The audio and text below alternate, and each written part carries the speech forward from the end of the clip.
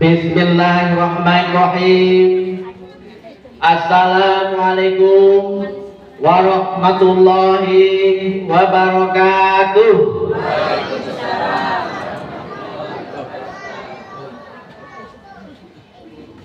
Alhamdulillahirabbil alamin.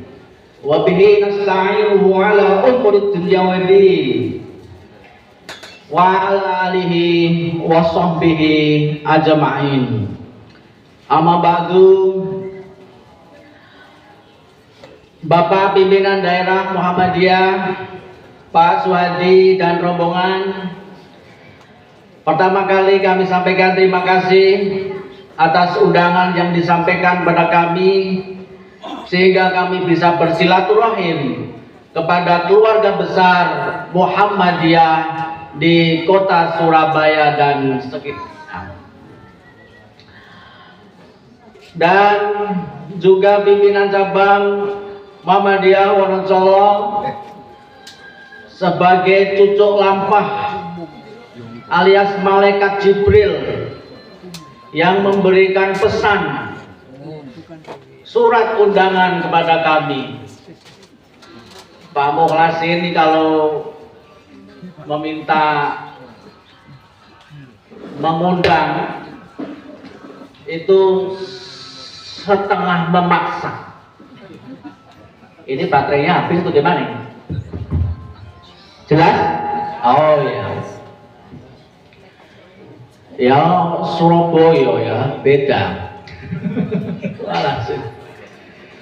Dan jamaah semuanya Muhammadiyah dan Aisyah yang insya Allah dirahmatin Allah, mudah-mudahan Bapak Ibu dalam keadaan sehat-sehat, dalam keadaan bahagia.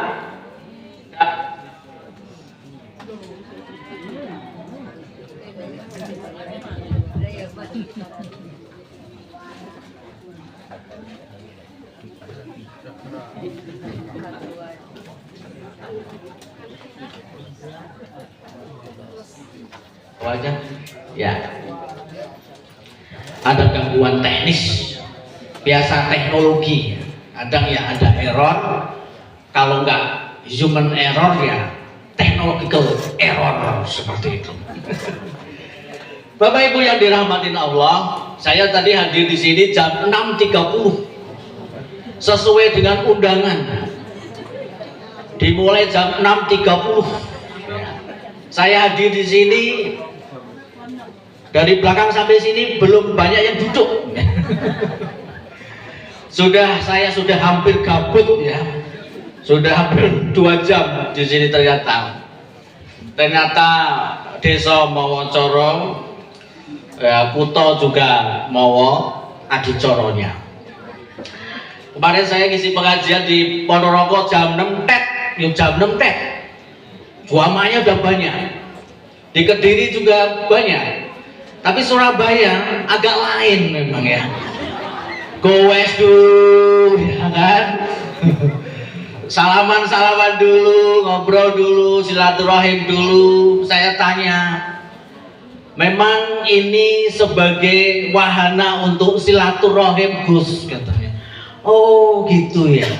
Berjumpanya warga Muhammadiyah secara kultural itu ya melalui pengajian. Karena kalau rapat itu bersaudara, bersahabat secara institusional, organisasi. Wah, kalau seperti ini bisa tanya, gimana kabarnya anak mantu Pak? Kan? Gimana putranya? Wah selamat ya putranya juara. Wow, ada apa juara? Ternyata ada lomba-lomba yang diadakan oleh Muhammadiyah Jawa Timur. Melalui forum-forum kultural inilah kita memaknai hakikat kita bermuhammadiyah yang lebih santai, yang mempunyai dimensi ukhuwah yang lebih kuat daripada hubungan organisasi dalam forum-forum rapat. Kunci keberhasilan Muhammadiyah salah satunya tanda organisasi itu masih hidup, organisasi itu masih memberikan manfaat. Tandanya pertama adalah rapat, yang kedua adalah pengajian. Kalau di Muhammadiyah kok nggak pernah ada rapat, itu tanda-tanda organisasinya sudah sekarat. Ya.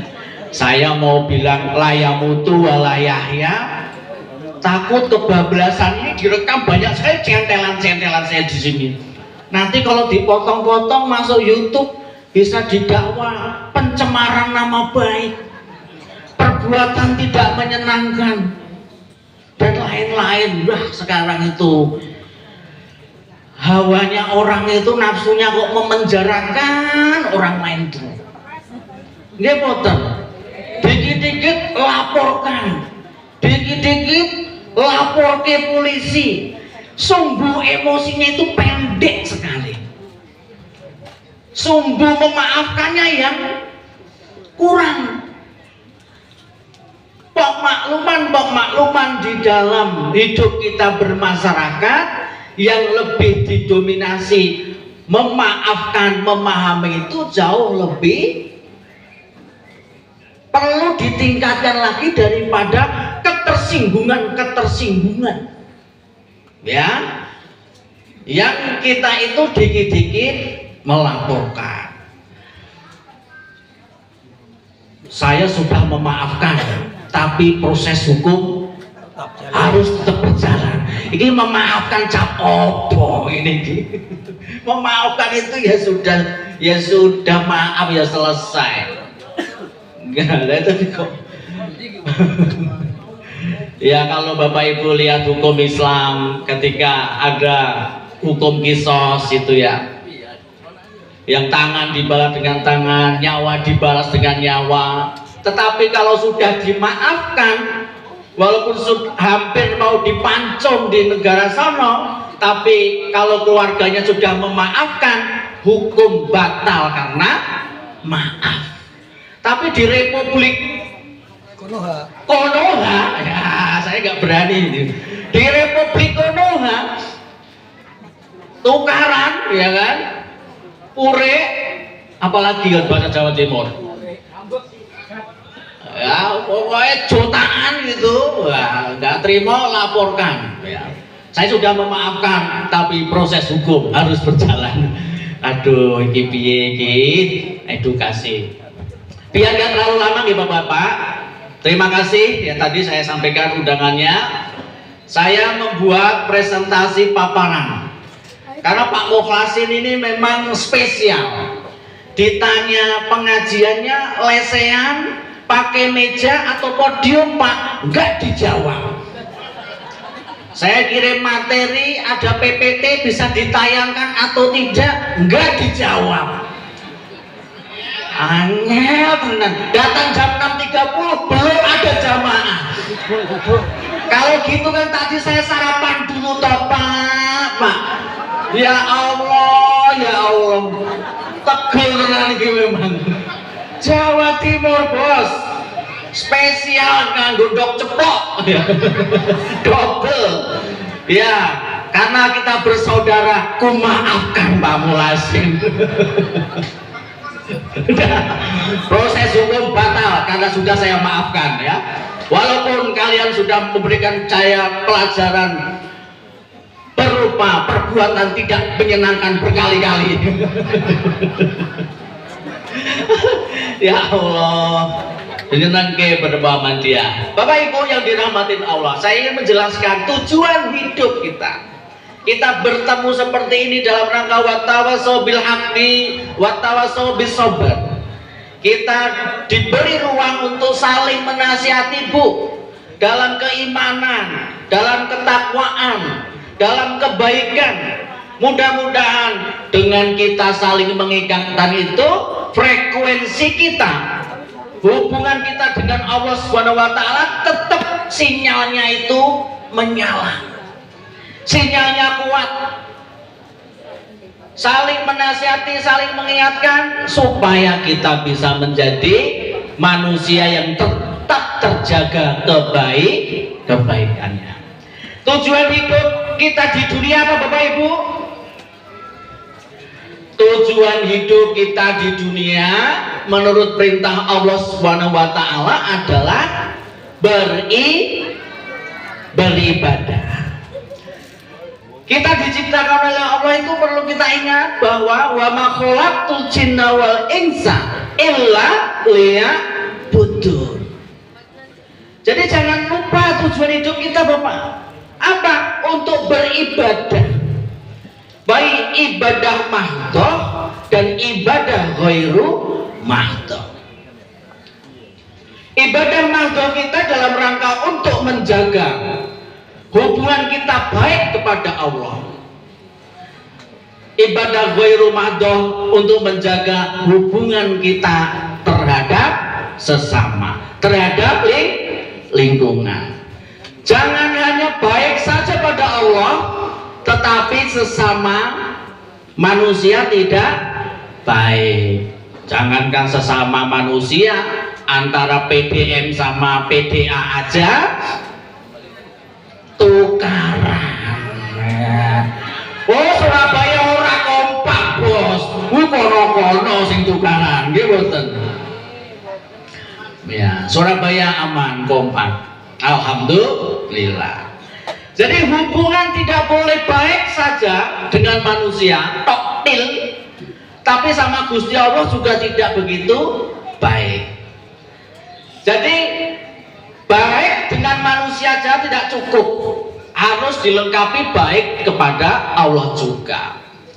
Ngibadah terus temenan, jamaah terus, ngaji terus, ke masjid terus, ya kan? Zikir terus, doa terus.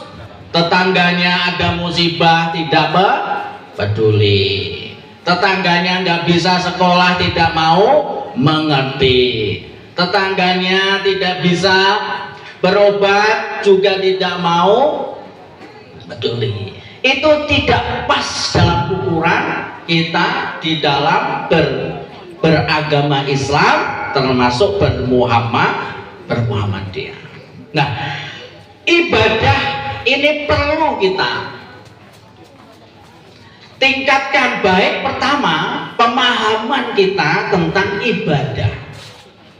Bapak Ibu melalui pengajian seperti ini, selain untuk wasilah kita di dalam watawasau bil haqqi watawasau bis sabr tadi, tapi juga dalam rangka meningkatkan pemahaman agama Islam kita.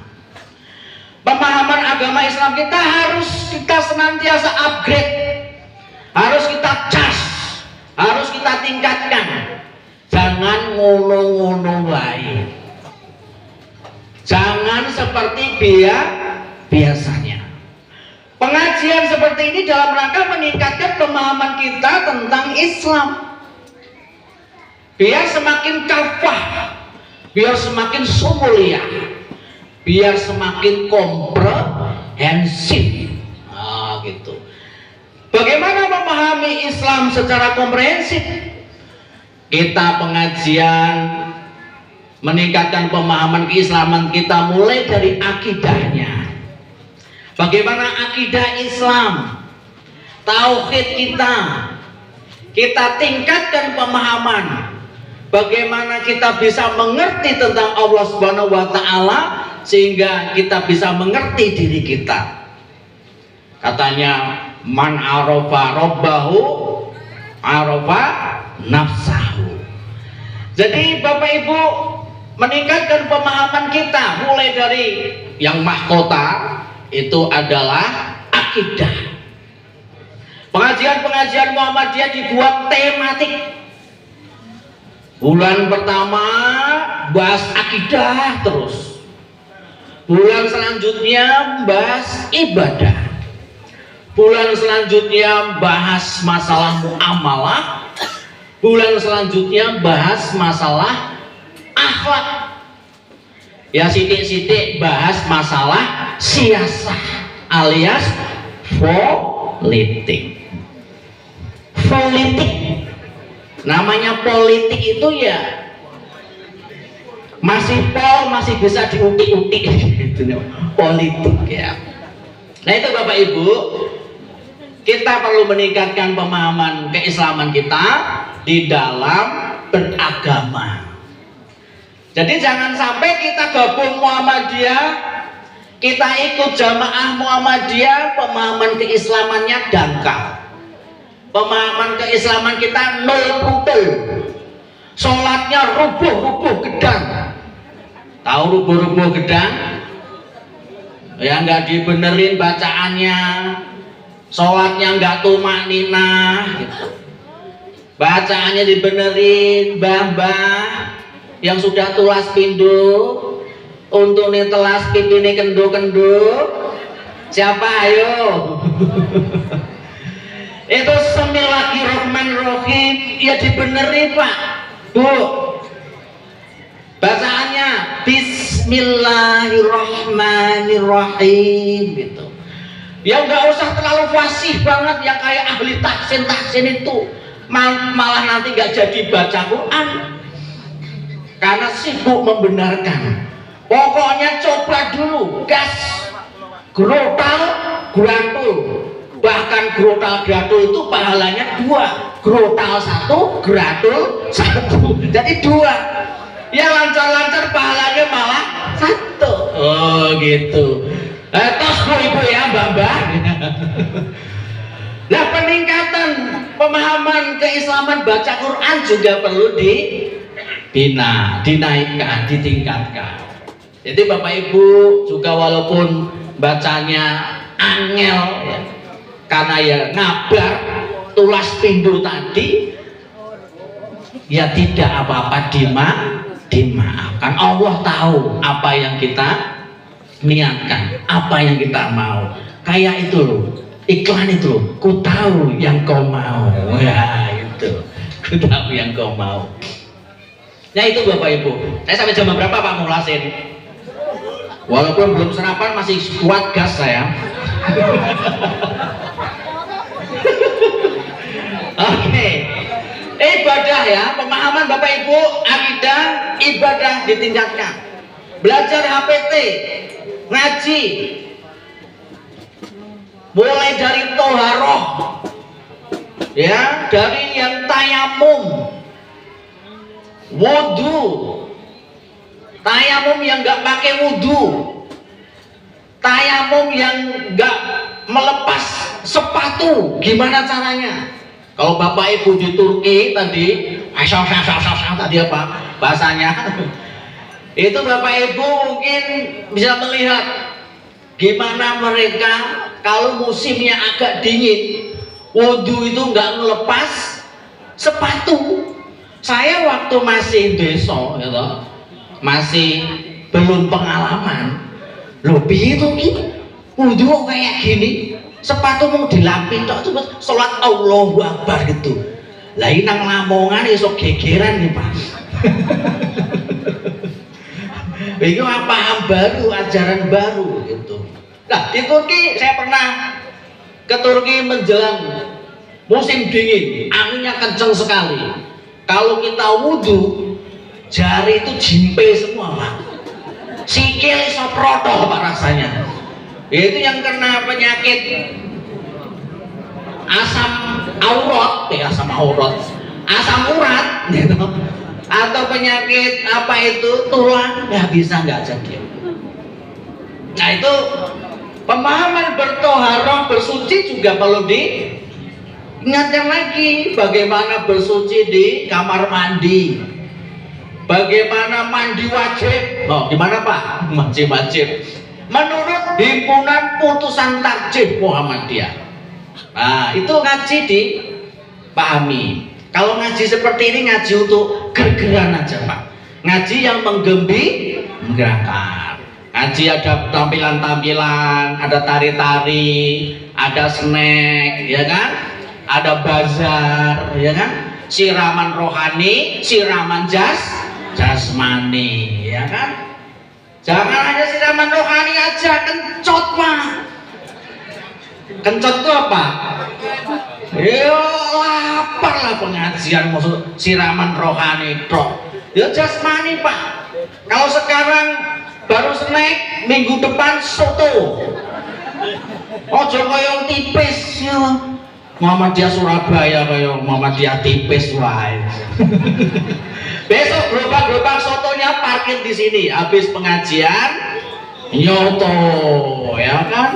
Rawon, mecel, apalagi? Wah ada basarnya ya? Oh nanti kita borong satu-satu. Yang kedua Bapak, selain Ibu, tugas kita di bumi selain beribadah, yang kedua adalah menjadi khalifah. Khalifah. Khalifah itu gubernur Jawa Timur. Khalifah. Orang khalifah. Ya. Khalifah. Ini ja'ilun fil ardi khalifah. Sesungguhnya aku jadikan kamu di muka bumi ini sebagai khalifah.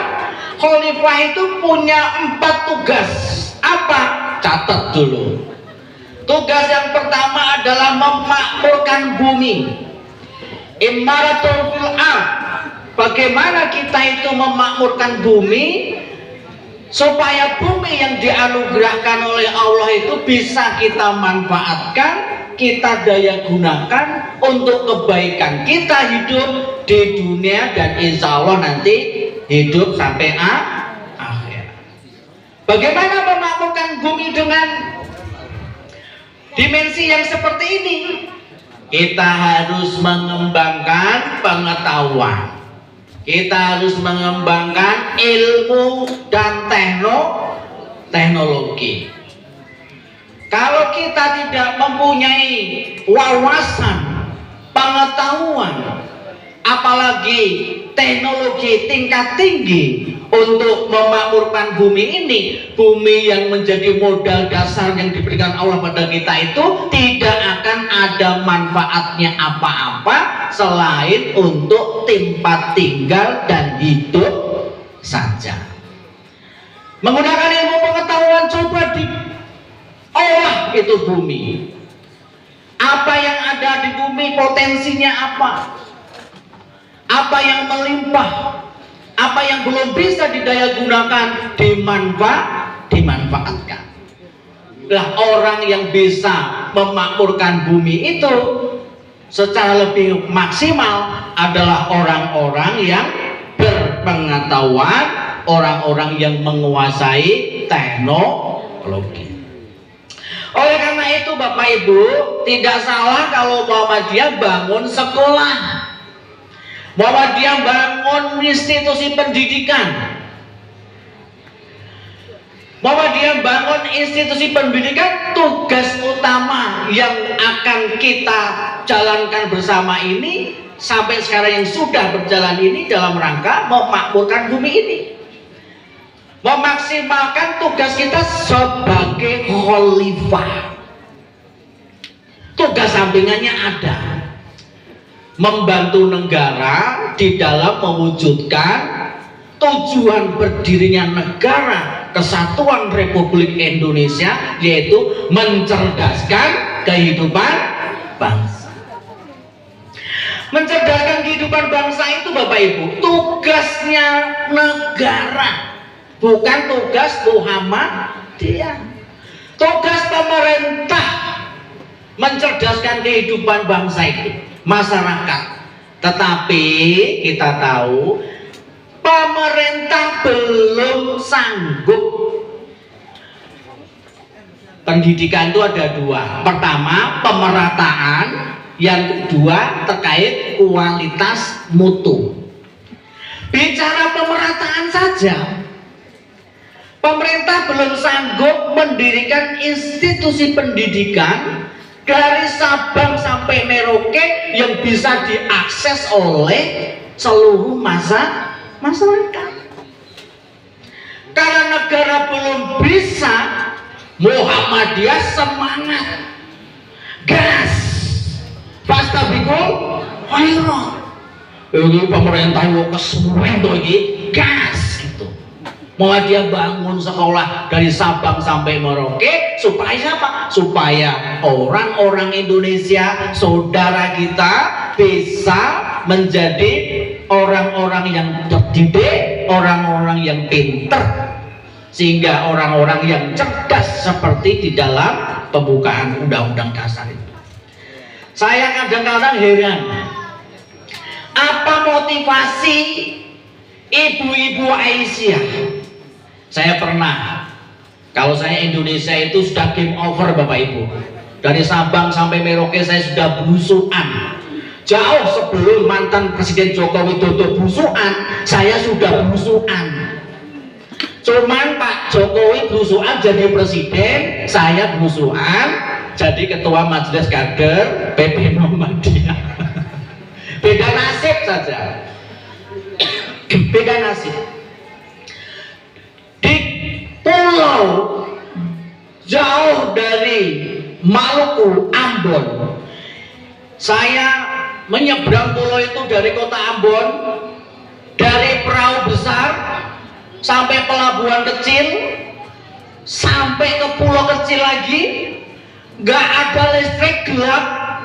Pagi buta saya bangun, saya tidur di rumah penduduk warga beralaskan cengkeh, jadinya anget. Saya tidur beralaskan cengkeh di rumah penduduk itu. Bangun tidur pagi-pagi saya jalan-jalan.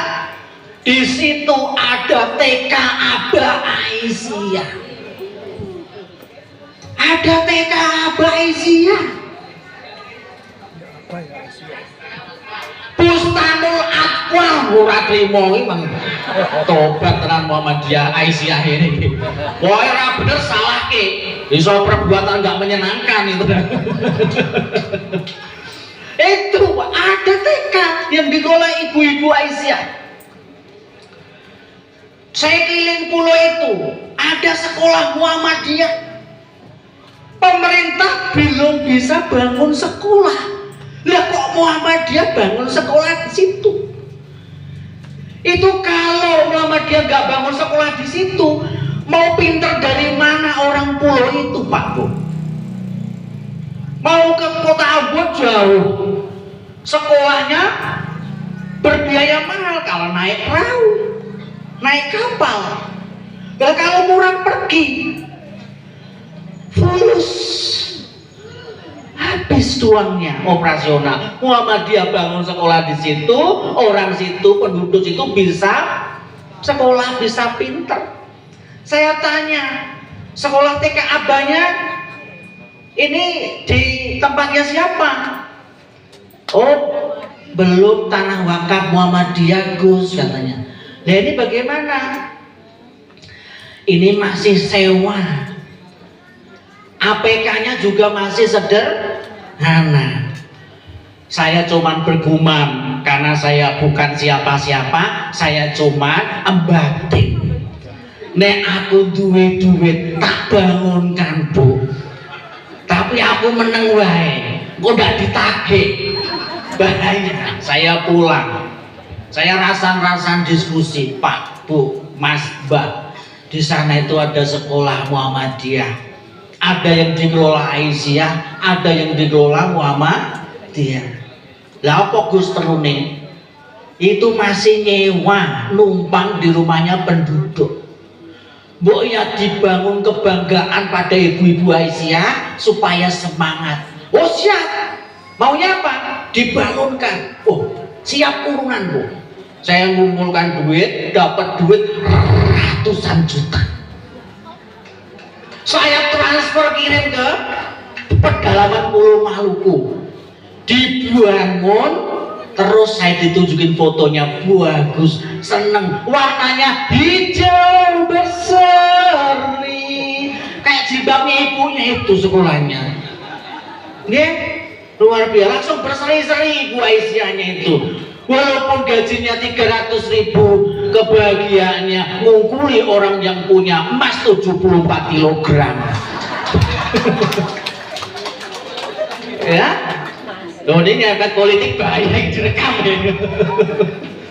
Nggak apa-apa Bapak Ibu, Muhammadiyah gaji kecil, insya Allah rezeki banyak. Nggih, gaji kecil, rezeki banyak. Uang banyak tapi jeruji besi ngapain? Nah kan, mendingan uang sedikit bebas, merdeka, iso pengajian, entok snack, ya toh? Ya nanti gantian ya Bu ya. Ibu sekarang makan minum, bapak-bapak saya bicara ya. Nanti Bapak Ibu gantian sama saya. Luar biasa. Muhammadiyah mencerdaskan kehidupan bangsa. Saya ke Wakatobi, ke Sultra. Itu ada sekolah Muhammadiyah terapung, dibangun untuk suku-suku yang nggak mau ke daratan. Ada loh manusia kalau tinggal di daratan itu malah gatel, orang betah, orang tahan. Jadi hidupnya di laut, suku Bajo kalau Bapak Ibu pengen tahu. Jadi karena anak bangsa kita, saudara kita itu nggak bisa hidup di darat, bisanya di laut, Muhammadiyah bangun sekolah di laut. Negara orang bangun bos, Muhammadiyah sih bangun. Iki niat opo Muhammadiyah ini? Ini bahasa lamongan megilan tenang iki. Nggih mboten. Wes selok tenang iki. Bangun. Besok mau saya tengok, saya mau pengabdian. Saya kan dosen. Ada pengabdian dosen. Nanti saya coba kompetisi pengabdian dosen di Wakatobi, di sekolah terapung milik Muhammadiyah. Dulu saya pengabdian ke Turki, menang kompetisi. Saya lihat adik-adik PCIM tidak punya markas, lontang kelantung, nomaden kayak manusia purba zaman dahulu itu, berburu dan meramu. Jaga punya markas, gerakan dakwah kok nggak punya kantor, iya opo? Kalau gerakan dakwah pengen semakin hebat, harus punya kantor. Maka saya berazam, Mas, buat kantor. Nanti kalau saya datang lagi ke sini, saya bayarin kantornya. Bilang itu. Wah, saya kontak gitu kan. Kompetisi ya, riset sama pengabdian. Dapat. Saya niatkan ke Turki, saya berikan uangnya untuk sewa kontrak. Saya buktikan saya ke sana, saya ajak istri saya. Oh, saya ajak istri saya ke Istanbul, Turki. Pak, jadrulan bojone, jak piknik, ya. Yus kemono colok muter-muter ya wis happy kok ora apa-apa. Apalagi kalau besok ya akhir sana pembuat sekolah Baitul Arqam of the road. Baitul Arqam sambil umroh. Ketemu di Masjid Apung Jeddah ya. Dadah. Nanti ketemu sama saya diundang, Pak.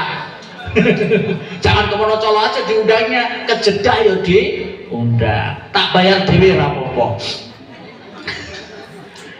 Nanti bisa melihat kejayaan Islam di Istanbul, bisa melihat pedangnya Rasulullah, terompahnya Rasulullah, jenggotnya Rasulullah, bisa lihat di sana. Nyenengke lihat selat Bosporus yang indah, selat yang menghubungkan antara Asia dan Eropa. Mbah-mbah yang pensiunan ini nabung, ya nabung piknik, refreshing, ya healing bahasa saiki itu, nongki ngopi hahaha ini, gawake umur, nggih kalih dakwah ngurus Muhammadiyah siang daripada dundang-dundung kaya semongko nang omah. Nggih mboten?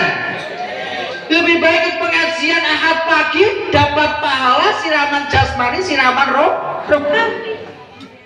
Loh, ini enaknya bermuhammadiyah. Kalau saya ngikutin hawa nafsu Pak Mulasin, saya lebih baik tidur di rumah glundang-glundung. Ngapain? Jauh-jauh dari Papua mendarat Juanda. Salah alamat lagi. Karena silaturahim ini insya Allah memanjangkan umur kita dan meluaskan rezeki kita. Itu tadi Pak, di Wakatobi, di Maluku. 2 hari yang lalu saya ke Teluk Bintuni Pak. Ke Teluk Bintuni. Teman saya, adik saya di IPM mendirikan perguruan tinggi namanya Unimutu, Universitas Muhammadiyah Teluk Bintuni. 1 tahun baru berdiri, punya tanah 54 hektar.